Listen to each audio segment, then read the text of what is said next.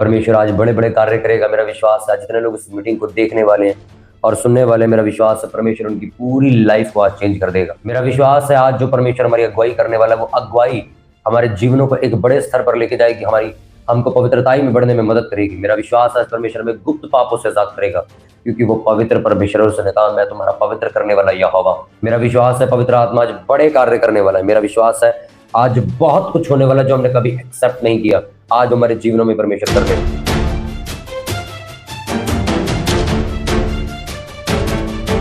सभी को जय मसीह की। आप सभी का स्वागत है आज की यूथ ऋषि की लाइव मीटिंग में। मेरा विश्वास है आज परमेश्वर बहुत बड़े काम करने वाला है। मेरा परमेश्वर आपके जीवन को पूर्ण तरीके से बदलने वाला है, मेरा विश्वास है। आज का दिन बहुत शानदार है, बहुत ज्यादा आशीषित है, क्योंकि परमेश्वर ने मुझे एक अगुवाई दी जो मैं आपको आज देना चाहता हूं। हर वो वचन जो परमेश्वर के मुख से निकलता है, बाइबल में लिखा, उसकी वजह से आप और मैं जीवित हैं, और उसी के दम पर ही हम जीवित रह सकते हैं। इसलिए वचन को सुनना बहुत जरूरी है। वचन ही आपको पवित्र कर सकता है, क्योंकि बाइबल में प्रभु यीशु मसीह ने भी इस बात को दोहराया कि अपने वचनों के द्वारा, अपने सत्य के द्वारा इन्हें पवित्र कर। बाइबल में लिखा, जब तुम सत्य को जानोगे तो सत्य तुम्हें आजाद करेगा। आज जितने लोग भी पापों से छूटना चाहते हैं, जितने लोग पाप के बंधन से बाहर निकलना चाहते हैं, उन्हें वचन सुनने की और वचन पढ़ने की और वचन में ही जीने की आज बहुत जरूरत है। हालेलुया।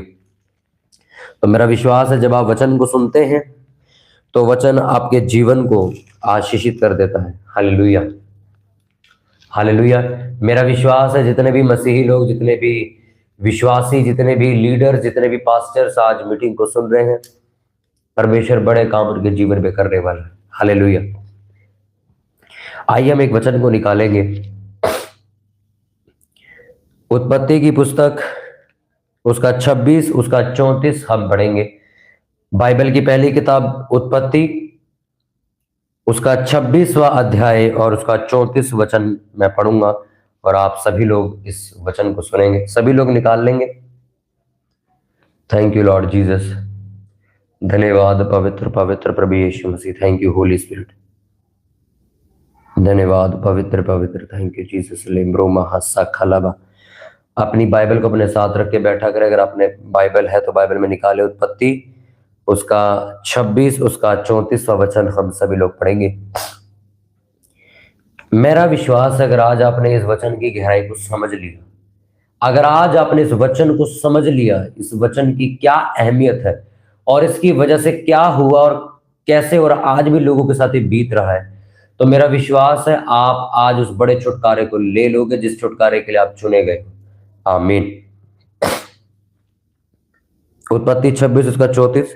जब एसाव 40 वर्ष का हुआ तब उसने हित्ती बेरी की बेटी यहूदित और हित्ती एलोन की बेटी बाशमत से विवाह कर लिया, और इन स्त्रियों के कारण इसहाक और रिबका के मन को खेद हुआ। सब बोलो आमीन। बाइबल के इस वचन को अगर मैं पीछे जाऊं, उसके 25, उसके 32 वचन को अगर मैं पढ़ूं, तो वहां पर भी एसाव के और याकूब के बीच में एक वार्तालाप होती है, जिसके बारे में अपने पढ़ाई कि उसने अपने पहलौठे होने का पद एक मसूर की दाल खाने के लिए बेच दिया था। मैं उस वचन को पढ़ूंगा अभी। 25, उसका 32 में लिखा, एसाव ने कहा, देख मैं तो अभी मरने पर हूं, इसलिए पहलौठे का अधिकार से मेरा क्या लाभ होगा। याकूब ने कहा, मुझसे अभी शपथ खा। अतः उसने उससे शपथ खाई और अपना पहलौठे का अधिकार याकूब के हाथ बेच डाला। इस पर याकूब ने एसाव को रोटी पकाई और मसूर की दाल दी, और उसने खाया पिया और उठकर चला गया। यो एसाव ने अपना पहलौठे का अधिकार तुच्छ जाना। हालेलुया। बहुत सारे लोग अगर एसाव और याकूब के बारे में पढ़ते हैं तो उनको ऐसा लगता है कि एसाव ने अपना पहलौठे होने का अधिकार जो याकूब को बेच दिया था, इसलिए वो सारी आशीषें जो एसाव को मिलनी चाहिए थी वो याकूब के पास आ गई। आपको मालूम है, कुछ भी जो चीजें आपके जीवन में हो रही हैं, जो भी चीजें आपके जीवन में घटती हैं, चाहे वो एक दुर्घटना हो या कोई अच्छी चीजें हो, या जो कुछ भी चीजें आपके जीवन में बीती है, मेरे जीवन में बीती हैं, उसके पीछे कहीं ना कहीं हम ही उस चीज के कारण होते हैं, हमारी ही वजह से वो चीजें होती हैं। हालेलुया। अब मैं आपको बताता हूं कैसे। उसी के बाद अगर उत्पत्ति 27 को पढ़ा जाए तो उसमें लिखा, जब इसहाक बूढ़ा हो गया और उसकी आंखें ऐसी धुंधली पड़ गई कि उसको सूझता ना था, तब उसने अपने जेठे पुत्र एसाव को बुलाकर कहा, हे मेरे पुत्र, उसने कहा क्या आज्ञा? उसने कहा सुन, मैं तो बूढ़ा हो गया और नहीं जानता कि मेरी मृत्यु का दिन कब होगा, इसलिए अब तू अपना तरकश और धनुष आदि हथियार लेकर मैदान में जा और मेरे लिए अहेर करके ला। तब मेरी रुचि के अनुसार स्वादिष्ट भोजन बनाकर मेरे पास ले आना कि मैं उसे खाकर मरने से पहले तुझे जी भर से आशीर्वाद दूं। ये वचन आपने पढ़ा है। अब आप सोचो, जो मैंने आपको पहला वचन पढ़ के सुना उसमें क्या लिखा था कि उसने हित्ती बेरी की बेटी यहूदीत और हित्ती एलोन की बेटी बाशमत से विवाह कर लेता है। एसाव ने अपनी कौम से बाहर जाके विवाह कर लेता, उन्हें यहोवा की आज्ञा से बाहर जाके विवाह कर लेता जिसमें एसाव की इच्छा नहीं थी, और इसी वजह से एसाव, इजहाक और रिबका के मन को खेद पहुंचा था। वो दुखी हो गए थे कि हमारे बेटे ने हमारी नहीं मानी, अपनी मर्जी से शादी करके आ गए। आज जिस वचन को आज आप सुनने वाले हैं, ये वचन पूर्ण तरीके से जब परमेश्वर ने मुझे समझाया तो मैं खुद शॉक्ड था। मैंने खुद इस बारे में जब रेवलेशन मुझे मिला तब मैं हैरान था कि परमेश्वर ये क्या कह रही है, क्या हुआ है यहाँ पे। आज तक मैं यही सोचता आया कि याकूब ने धोखे से एसाव का सारा कुछ, सारी आशीषें, सारी बरकत, सारी ब्लेसिंग अपनी तरफ ले ली, पर ऐसा नहीं था। इसके पीछे सारा का सारा जो जो दोष है वो सारा एसाव का खुद का था। अगर आप एसाव की जिंदगी को पढ़ो, जो परमेश्वर ने मुझे पढ़ने को बोली, जो आज आप सुन रहे हो, एसाव की जिंदगी को अगर आप देखो तो एसाव अपने शरीर के मुताबिक फैसला लेने वाला व्यक्ति था। वो अपने शरीर की ज्यादा सुनता था, आत्मा की, परमेश्वर की थोड़ी कम सुनता था। अगर आप उसको ये देखो कि परमेश्वर ने उसको पहलोठा बनाया था, उसको सारी आशीषें, सारी बरकत उसी को ही मिलनी थी, पर बाइबल ऐसा बताती है कि मसूर की दाल खाने के लिए, यानी कि एक दाल खाने के लिए थका हुआ था, भूख लगी उसको, अपनी भूख यानी कि शारीरिक जरूरत पूरी करने के लिए उसने अपनी एक आत्मिक बुलाहट अपने भाई के पास एक मसूर की दाल के लिए बेच दिया उसको। आपने इस वचन को पढ़ा। अब आगे आप देखते हो कि बाइबल ऐसा बताती है कि उसने ऐसी जगह पे दो दो शादियां करी। उस टाइम पे लोग करते थे, बट उसने ऐसी जगह शादियां करी जहां पर उसके माता पिता नहीं चाहते थे कि उसकी शादी हो, क्योंकि वो उस टाइम पे परमेश्वर की व्यवस्था के मुताबिक सही चीज नहीं थी। बाइबल में लिखा इसहाक और रिबका दोनों माता पिता से दुखी हो गए। क्यों? क्योंकि उसने अपनी मन मर्जी से शादी की थी, उसने अपने माँ बाप की मर्जी से शादी नहीं की थी। यहां पर भी अगर आप देखो तो एसाव ने अपने शरीर और अपनी इच्छाओं के मुताबिक फैसला लिया, अपने मुताबिक उसने अपनी मर्जी चलाई और अपना एक काम करके वापस आ गया। पर अगर आप 27वें अध्याय को पढ़ो तो आपको एक बात अजीब लगेगी पढ़ने में। इतनी गलतियां करने के बावजूद भी, इतनी बड़ी बड़ी गलतियां करने के बावजूद भी इसहाक ने क्या बोला? जा तू अहेर करके कुछ लेके आ, मैं खा के फिर तुझे आशीष दूंगा। आपको समझ आ रही बात?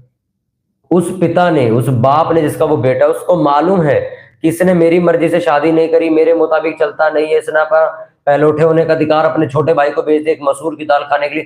तब भी जब आशीष देने के लिए टाइम आया तो इसहाक ने अपने उसी बेटे को बुलाया, एसाव को बुलाया कि बेटे जा अहेर करके शिकार करके ला, मैं खाऊंगा, तृप्त होऊंगा, खुश होके फिर मैं तुझे आशीष दूंगा। पर आप बाइबल को अगर आप ध्यान से पढ़ो तो उसमें लिखा कि ऐसा करने के बावजूद भी खुद इसहाक ने उसको बुलाया, उसको काम दिया, वो करके भी लेके आया, तब भी उसको वो आशीष नहीं मिली। इसका मेन कारण आज बहुत सारे लोगों को लगता है कि बहुत सारे लोग ऐसा सोचते हैं कि ये इसलिए हुआ कि याकूब आ गया था ना बीच में, तो याकूब ने गेम खेल दी, थोड़ा चीटिंग कर दी उसने, तो इसलिए ऐसा हो गया। नहीं, आप देखो एसाव ने इतना कुछ करने के बावजूद भी उसको आशीष देने के लिए बुलाया गया, पर आशीष उसे मिले नहीं। ये बात जब मैंने पढ़ी मैं हैरान था। एक होता ना कि चलो बेटे ने गलती की है, बेटा तो ऐसे कर रहा है, मैं अपनी मर्जी कर रहा है, मैं इसको आशीष नहीं दूंगा, तो इसहाक को याकूब को बुलाना चाहिए था। पर तब भी जब आशीष देने का टाइम आया तो बाइबल बताती है उसने एसाव को बुलाया। पर देखो, परमेश्वर अपने वचन का पक्का है। आप जैसा जीवन उसके साथ चलते हो, जैसा आप उसके सामने बोलते हो, वैसा ही आपको पलटा देता है। बेशक दुनिया आपको आशीषित करना चाहती है, पर आपका लाइफ करप्ट है, तो वो लोग आपको आशीष देने आएंगे पर आपको आशीष मिलेगी नहीं, वो कहीं और मुड़ जाएंगे, उनको परमेश्वर कंफ्यूज कर देगा। एक पास्टर की मैं गवाही सुन रहा था कि वो फाइनेंस के लिए अपने चर्च में प्रार्थना कर रहे हैं कि प्रभु मुझे फाइनेंस चाहिए, मैं ये चाहता हूं, मैं वो करना चाहता हूं। ठीक है, परमेश्वर ने एक व्यक्ति को भेजा भी। एक व्यक्ति आया कि मैं इस चर्च में जाके लाखों रुपए का बीज बोना चाहता हूं, बट पास्टर अपने मुंह से कुछ गलत शब्द बोलता है, पुलपिट पे आके कुछ ऐसी चीजें बोल देता है कि हमें पैसों की जरूरत नहीं, हम नहीं मरे चले, मतलब बहुत ही हवाबाजी कर देता है। तो जो व्यक्ति बैग लेके पैसों का आता है बोने के लिए, उसका माइंड डाइवर्ट हो जाता है, तो वो कहता है यार मैं यहाँ क्यों आया था, मैं यहाँ क्यों बोने आया था, और उठ के वो किसी और चर्च में जाके उस बीज को बो देता है। सोच के देखो, आप आशीष आप आशीष पाने के वारिस होने के लिए चुने गए थे। आशीष आप तक आई, आपके दरवाजे से घूम के चली गई। क्यों? ऐसा ही एसाव के साथ हुआ। एसाव चुना गया था, एक पहलौठे बेटे को ही सबसे पहले आशीष मिलती, इसलिए इसहाक ने उस नियम के अनुसार एसाव को आवाज मारी कि तू बड़ा बेटा, तेरे को आशीष देके फिर मैं जाऊंगा। पर तब भी आप सोचो, आशीष उसको लगी नहीं, वो याकूब लेके बीच में से चला गया। पर आपको लगता है कि याकूब ने कुछ गेम खेली, याकूब ने कुछ चीटिंग करी, इसलिए ऐसा हो गया? नहीं नहीं नहीं, एसाव की अपनी गलतियां थी, जिसको देखने के बाद परमेश्वर ने ऐसा किया कि याकूब बीच में आया और उसको वो सारी आशीषें मिल गई। इस वचन को जो मैंने आपको तीनों चीजें पढ़ के बताई, आपको समझना होगा, और ये चीज आपको समझ आ गई होगी आज कि एसाव ने शारीरिक फैसला लिया, अपनी शरीर की जरूरत पूरी करने के लिए उसने अपनी बुलाहट बेच दी। अपनी मर्जी पूरी करने के लिए उसने ऐसी लड़कियों से शादी कर ली जिसमें उसके माँ बाप राजी नहीं थे, व्यवस्था पूरी नहीं हो रही थी, उसने अपनी मर्जी चलाई। जब आशीष लेने का टाइम आया तब परमेश्वर ने अपनी मर्जी चलाई। आज जितना यूथ मुझे सुन रहा है, आज आप अपनी मर्जी चला के बाद में परमेश्वर की मर्जी से आशीषित जिंदगी नहीं ले सकते। वो आशीष हो सकता है आपके पड़ोसी को दे दी जाएगी। बाइबल में भी ऐसा लिखा है कि तूने अपने संगियों से ज्यादा बैर अधर्म से किया, इसलिए मैं उनसे ज्यादा हर्ष रूपी तेल से अभिषेक तेरा करूंगा। बाइबल में कहीं भी ऐसी मोहर नहीं लगी है कि बड़ा बेटा ही आशीषित होगा या छोटा बेटा आशीषित नहीं हो सकता। फलवंत तो देखो बड़े को ही होना पड़ेगा, या ये बड़ी बेटी घर की यही फलवंत होगी, बाकी नहीं होंगे। ये रॉन्ग है, बाइबल में ऐसा कुछ भी नहीं लिखा। बाइबल में लिखा है कि जिसने परमेश्वर की इच्छा के मुताबिक सारे काम किए हैं, शरीर की नहीं आत्मिक चीजों को पहले प्राथमिकता दी है, वो व्यक्ति आशीषित हुआ, चाहे वो घर का छोटा हो चाहे घर का बड़ा हो, इससे लेना देना नहीं। आज का ये वचन जो आप सुन रहे हो, परमेश्वर ने जो मुझे बोला आपको बताने के लिए, वो ये कि भले ही आप अपने घर के छोटे हो, भले ही आप अपने घर में तुच्छ समझे गए हो, अगर आप परमेश्वर की इच्छा पे पूर्ण तरीके से चलते हो, आप वो करते हो जो परमेश्वर चाहता है। आपको मालूम है याकूब की शादी कैसे हुई थी? याकूब की शादी को अगर आप इसी के अध्याय से आगे जाओगे, क्योंकि मैं इतने सारे वचन पढ़ना नहीं चाहता, अगर आप इसी अध्याय को आगे तक जाके पढ़ो तो बाइबल बताती कि इसहाक ने खुद याकूब को बोल के भेजा था कि जा अपने मामा के पास चला जा, वहां पे उनकी किसी बेटी से जो हमारी कुटुंब की, वहां पे जाके शादी कर ली। और उसने वो किया ही था। वहां जाके उसने, जैसे उसके बाप ने उसको समझा के भेजा, वैसी ही उसने शादी करी। उसने अपनी मर्जी नहीं चलाई। परमेश्वर जैसे जैसे उसको समझाता गया वो वैसे वैसे चलता गया। इसलिए आज हम बोलते याकूब का परमेश्वर, अब्राहम का परमेश्वर। अब्राहम कौन था? अपने मन की नहीं चलाता था वो। उसको जब ऐसा लगता था कि मुझे अपने मन की करनी है, तो पहले अपने मन की, फिर वो पहले वो करता था जो परमेश्वर उसको करने के लिए कह रहे हैं। अरे सोच के देखो, आज अगर आप 80 साल के व्यक्ति को बोलो नहीं तेरा लड़का होगा और पूरी पृथ्वी में फैल जाएगा, तो लाजमी सी बात है वो मजाक में लेगा और आपको भगा देगा, भाग जाए यहाँ से। पर 100 साल का अब्राहम तब भी परमेश्वर पे कहता, हाँ जी परमेश्वर मैं विश्वास करता हूँ, हाँ जी परमेश्वर मैं विश्वास करता हूँ, ऐसा होगा। वो शारीरिक व्यक्ति नहीं था। वो समझता था कि परमेश्वर कह रहा तो यार वो कुछ भी कर सकता है। कितनों को बात समझ आ रही है? आज इस एसाव की कहानी को जब आप पढ़ते हो, याकूब की कहानी को आप पढ़ते हो, याकूब को आशीष मिली इसी वजह से है क्योंकि एसाव अपनी जिंदगी में करप्ट हो गया था। अपने घर में आप छोटे हो बड़े हो कोई फर्क नहीं पड़ता। आप शारीरिक फैसले लेते हो, आपकी वो आशीष जो आपको मिलने वाली थी और जिसके लिए आप चुने गए हो, वो आपको नहीं मिलेगी। आज बहुत सारा यूथ बहुत बड़ी बुलाहट के लिए चुना गया है, बहुत सारा यूथ बड़े बड़े कामों के लिए चुना गया है, बहुत सारा यूथ बड़ी बड़ी जगहों पे प्रचार करने के लिए चुना गया है, पर आज वो यूथ वहां तक पहुंच नहीं पा रहा। क्यों? क्योंकि यूथ अपनी मर्जी कर रहा है। यूथ अपनी मर्जी परमेश्वर को बता रहा है, उसकी पूछने की बजाय। शादी अपनी मर्जी से कर रहा है, काम अपनी मर्जी से कर रहा है, सोता उठता खाता पीता अपनी मर्जी से, कोई भी चीज आत्मिक रीति से नहीं कर रहा है वो। पर वो चाहता है कि मुझे आशीष पहलौठे वाली मिल जाए। ऐसा नहीं हो सकता। आप पहले चुने गए हो भले घर में, हो सकता है कि आपसे छोटा व्यक्ति आके, आपके घर का जो छोटा व्यक्ति आपसे ज्यादा फलवंत होकर आगे निकल जाए। क्यों? क्योंकि आपके सारे फैसले शारीरिक है और उसके सारे फैसले आत्मिक है।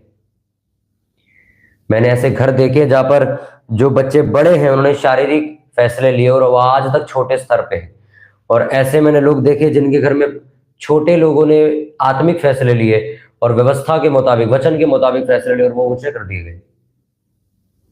बाइबल बहुत सिंपल है, बाइबल कोई भी पार्शलिटी नहीं करती है, बाइबल भेदभाव नहीं करती है, नहीं ये गोरा है, ये काला है, ये छोटा है, ये बड़ा है, इस बारे में बात ही नहीं होती है। बात होती है कि ये वचन पे चल रहा है, दे दो इसको, ये मजे ले रहा है वचन के साथ, हटा दो इसको। सिंपल लॉजिक चलता है बाइबल के अंदर। आज जब आप इस वचन को सुन रहे हो तो आपको समझना होगा, एसाव ने अपने शारीरिक जरूरत को पूरा करने के लिए, एक दाल खाने के लिए, सिर्फ एक दाल रोटी खाने के लिए उसने अपनी बुलाहट ही बेच दी। बुलाहट बेच दी का मतलब समझते हो आप? आज भी होता ही है। आज आप एक लड़की को हासिल करने के लिए, एक लड़के को हासिल करने के लिए अपनी उच्च स्तर की स्वर्गीय बुलाहट को फेंक देते हो। आप कहते हो ये बुलाहट जाए भाड़ में, मुझे ये अन्य जाति लड़का चाहिए, मुझे ये अन्य जाति लड़की चाहिए, मुझे इसी से शादी करनी। और आप अपनी वो सेवकाई, अपनी वो बुलाहट जो परमेश्वर ने आपको दी है, परमेश्वर कितना ऊंचा आपको करने वाला था आपको खुद को भी मालूम नहीं है, आपने उस चीज को एक लड़के और एक लड़की की वजह से बेच दिया। हालेलुया। कितनों को बात समझ आ रही है? आज भी बुलाहट बेची जाती है। आज आप अपनी प्रार्थना की वेदी को आप बेच देते हो कि जब आप प्रार्थना के समय फोन चलाने बैठ जाते हो, अरे थोड़ी देर इंस्टाग्राम देखते हैं यार, थोड़ी देर यार फेसबुक पे मजे लेते हैं। आप बेच दिया आपने सर, आपने अपनी बुलाहट बेच दी। आपकी बुलाहट थी रात को प्रार्थना करने की, देश के लिए प्रार्थना करने के लिए आपको परमेश्वर ने चुना था, आपने बेच दी अपनी बुलाहट सिर्फ किस लिए? 8-10 रील देखने के लिए, एक थोड़ी सी सेटिस्फेक्शन, एक थोड़ी सी संतुष्ट हो जाना, शरीर को सुख मिला, थोड़ी सी मसूर की दाल, बस गरम गरम दाल मिल जाए यार, थका हुआ मैं, बेच दिया, पहले उठेगा। आज भी एसाव की तरह मसीही लोग हो रहे हैं, यूथ होता जा रहा है, पास्टर्स होते जा रहे हैं, कुछ पैसों के लिए बुलाहट बेच देते हैं अपनी, कुछ पैसों के लिए वो चर्च में कुछ भी करने को राजी है। मेरे पास लोग आए थे, मेरे पास भी आए थे, आप हमारी संस्था से जुड़ जाओ, आपको ये फायदा हो जाएगा, आपको वो फायदा हो जाएगा, आप मेरे साथ जुड़ जाओ, आप इसके साथ जुड़ जाओ, पर वो चीजें आत्मिक नहीं थी। पैसों के लिए अगर मैं जुड़ना चाहता तो मैं 2019 में कब तक जुड़ गया होता। पैसों के लिए तो मैं सिर्फ पता नहीं कहां कहां तक अपने लिंक जोड़ देता, पर मेरी बुलाहट वो नहीं थी। मैंने कभी भी अपनी सेवकाई के स्टैंडर्ड को बेचा नहीं। मुझे मालूम था कि मुझे किस लेवल पर जाना है सेवकाई को लेकर, मैं इन सबके साथ नहीं जा सकता। मैंने उस वक्त उस बुलाहट को बेचा नहीं, तो सोचो आज कितने लोग बचाए जा रहे हैं। आज भी शैतान आपके पास छोटे छोटे ऑफर लेके आता है, ये ले ले, ऐसा कर ले, वैसा कर ले, और आप उस संतुष्टि को पाने के लिए, एक 20-25 हजार की नौकरी पाने के लिए आप कहते हो, हाँ वो कहता है, ऑनर कहता है संडे छुट्टी नहीं दूंगा। आप सोचते हो यार संडे तो मैं चर्च जाता था यार, मैं वर्शिप करता था यार, मैं सेवा करता था यार, प्रभु का दिन है यार। पर आप क्या कहते हो? चलो कुछ टाइम के लिए मैं कर लेता हूं, बाद में छोड़ दूंगा। आपने 25,000 रुपए के लिए अपनी अरबों खरबों रुपए की बुलाहट बेच दी सर। एक संडे आपको 500 रुपए किसी ने बोनस दिया, आपको संडे को कहता है भाई साहब 500 रुपए बोनस देंगे, आ जाओ नौकरी पे, आप अपनी बुलाहट बेच देते। जैसा एसाव था आज भी वैसे लोग हैं, एसाव की तरह आज भी लोग हैं। थोड़ी सी यार मस्त एसी चल रहा है यार, सो जाते हैं। परमेश्वर कह रहा प्रार्थना कर, तेरे को इसलिए चुना था मैंने, और आप वो 10 मिनट के एसी की हवा के लिए, सोने के लिए, आलस करने के लिए आप अपनी बुलाहट बेच देते हो। आज भी बुलाहट बेची जा रही है। उसके बाद क्या हुआ? इसहाक ने नियम के अनुसार बुलाया, आ भाई तेरे, तू भाई पहले उठा है, आजा तेरे को आशीष देनी है। आशीष उसको मिले ही नहीं, कोई और ले गया। ऐसा ही कुछ यूथ के साथ आज हो रहा है। वो इतनी बड़ी कॉलिंग के लिए, इतनी बड़ी बुलाहट के लिए चुने गए हैं, इतने बड़े काम करने के लिए चुने गए हैं, और जब उन्होंने शारीरिक फैसले लिए अपने शरीर को संतुष्ट करने के लिए, तो जब आशीष मिलने का टाइम आया, इस्तेमाल होने का टाइम आया, तो पता चलता है परमेश्वर ने तो किसी और को खड़ा कर दिया, परमेश्वर तो मुझे इस्तेमाल ही नहीं कर रहा। उस दिन मालूम पड़ा, उस दिन जागे हम, उस दिन हमारी आंख खुली, हमने तो यार अपनी बुलाहट बेच दी। कितनों को बात समझ आ रही है? मेरा विश्वास है आज का वचन आपकी आंखें और कान दोनों खोल रहे हैं, और आप याद कर रहे हो मैंने कहां कहां पे अपनी बुलाहट बेची है। मेरे को मालूम है आपके जीवन में ऐसे स्तर आए हैं जहां पर आपने अपनी बुलाहट को बेच दिया है। कई बार ऐसे आपको त्योहार मनाने के लिए बोला गया, नहीं नहीं नहीं, अगर आप त्योहार नहीं मनाओगे तो गलत हो जाएगा, तो आपने अपनी बुलाहट को थोड़ी देर के लिए साइड में रख के वो संसारिक वाले लोगों के त्योहार मना लिए। आपने बेच दी सर अपनी बुलाहट, आपने अपनी बुलाहट बेच दी। आज जिन बड़े पास्टर्स को, बिने बड़े दिग्गज लोगों को, वर्शिपर्स को, जिनकी तरह बनना चाहते हो कि आप चाहते हो प्रभु मुझे भी ऐसा इस्तेमाल करे, उन लोगों ने अपनी बुलाहट नहीं बेची। उनके पास 50 ऑफर आए थे, उन्होंने अपनी बुलाहट नहीं बेची। जिस तरह आज हम कहते हैं यार हमारे दादा ने भी यार वो 1 बीघा जमीन बचाई होती तो आज हम भी करोड़पति होते। हमारे दादा ने सिर्फ 5,000 रुपए के लिए यार वो बताओ 1 बीघा जमीन बेच दी उस टाइम पे। आज वही 1 बीघा सोचो 8-10 लाख रुपए का हो रखा है। सोच के देखो, आप कोसते हो ना इस बात को, उसी तरह ऐसी आपकी आने वाली पीढ़ी आपको कोसेगी। यार हमारा बापू भी यार बताओ सही टाइम पे चुना गया था यार, अगर ये भी बढ़िया सेवकाई करता तो यार हम भी कितने बढ़िया सेवकाई करते। यार इसने तो यार अपना लड़कीबाजी में अपना टाइम खराब कर दिया, इसने तो लड़कों के चक्कर में से अपना टाइम खराब कर दिया, अन्य जाति से शादी करके ने अपना सारा काम खराब कर दिया। आपके बच्चे भी लानत देंगे आपको, यार हमारे बापू ने तो यार क्या कर दिया यार, अपनी बुलाहट ही बेच दी तुमने यार अपनी जवानी के टाइम। आपके बच्चे जब कल को चुने जाएंगे और वो मसीह में खड़े होंगे, वो जो उनको जब पता चलेगा हमारी मम्मी ने तो अन्य जाति लड़के से शादी कर ली थी, ये तो अब चलो मसीह में चल रहे हैं, अरे हमारे पापा यार तुमने अन्य जाति में शादी कर ली थी मसीह में होने के बाद। अब सोच के देखो कभी सर उठा पाओगे उनके आगे। आज आप एक थोड़ा सा संतुष्ट होने के लिए, एक 5 मिनट का मजा लेने के लिए, एक 10 मिनट का एक वैश्या के साथ सेक्स करने के लिए आप अपनी बुलाहट को बेच मारते हो, आप बेच देते हो उसे। मुझे नहीं समझ आता कि लोग कैसे समझौता कर लेते कि चलो थोड़ा सा प्रसाद मैं खा लेता हूं फिर नहीं खाऊंगा, मैं प्रसाद ले लेता हूं कहीं पार्क में रख दूंगा, चलो मैं चला जाता हूं इस वाले डीजे पे थोड़ा सा नाचूंगा, ज्यादा नहीं नाचूंगा। उसने भी तो यही कहा था थोड़ी सी मसूर की दाल दे दे खाने के लिए, मेरा पहलौठे होने का पता ले ले तू।